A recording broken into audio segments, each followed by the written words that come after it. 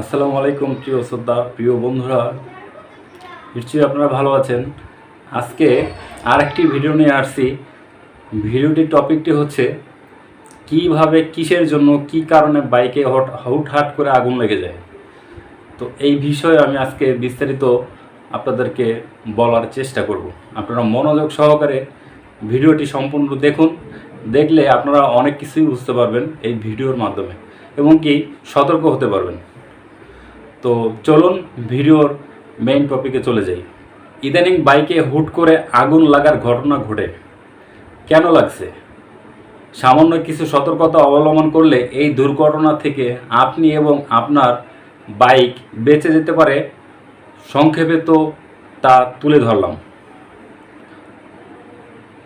তার ভিতরে 1 নম্বর কারণ হচ্ছে, প্রথমত ফুয়েল ট্যাঙ্ক কখনোই 100% ফুল করবেন না। 95% করবেন, 5% খালি রাখবেন। বলতে পারেন কেন? এতে আপনার ফুয়েল ওভারফ্লো করবে না। কারণ ফুয়েল ওভারফ্লো করলে বাইকে আগুন লাগার সম্ভাবনা বেশি এবং এটাই হচ্ছে মূল কারণ। এখন দ্বিতীয় কারণটা বলতেছি। দ্বিতীয় কারণ হচ্ছে, সবসময় চেক করতে হবে ওভারফ্লো ড্রেনেজ সিস্টেম 100% ওকে আছে কি না। প্রশ্ন আসতে পারে, এটা কোথায় থাকে? এটা থাকে আমাদের ট্যাঙ্কের কেপ খোলার পরই মেইন ট্যাঙ্ক মুখের চারদিকে।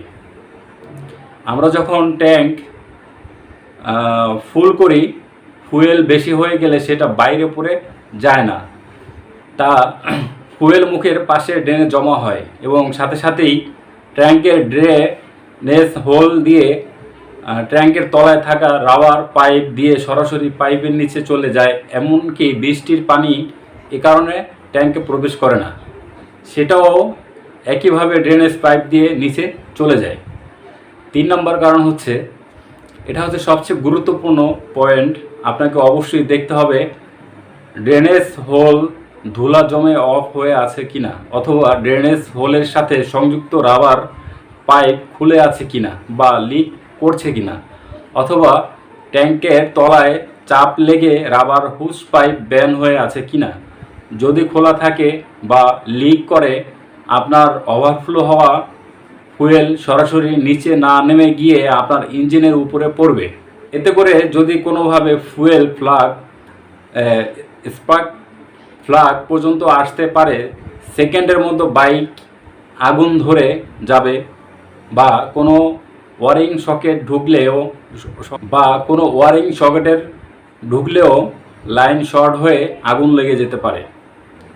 4 নম্বর হচ্ছে কারণ, ফুয়েলের চাবির সাথে থাকা হুস পাইপ লুজ আছে কিনা বা ফুয়েল লিক করে কিনা সেটা অবশ্যই খেয়াল রাখতে হবে, সেখান থেকেও আগুন লেগে যেতে পারে। 5 নম্বর কারণ হচ্ছে, কার্বোরেটর জ্যাম হয়ে ফুয়েল ওভারফ্লো করছে কিনা সেটাও অবশ্যই খেয়াল রাখতে হবে। হুট করে মাইলেজ কমে যাওয়া, এটাও একটা অন্যতম কারণ। 6 নম্বর কারণ হচ্ছে, ট্যাঙ্কের ব্রেথিং অপশন পাইপ ঠিকমতো কাজ করছে কিনা সেটাও চেক করতে হবে। উপরের বিষয়গুলো খেয়াল রাখলে অন্তত বাইকে হুট করে আগুন লাগার কোনো দুর্ঘটনা থেকে কিছুটা হলেও মুক্তি পাবেন। সম্প্রতি কক্সবাজারে এক দম্পতির বাইকে পাম্প থেকে 10 লিটার ফুয়েল ভরার কিছুক্ষণ পরই বাইকে আগুন ধরে বাইক পুড়ে ছাই হয়ে যায়। সর্বোপরি বাইক রাইড করার সময় অবশ্যই সৃষ্টিকর্তাকে স্মরণ করবেন।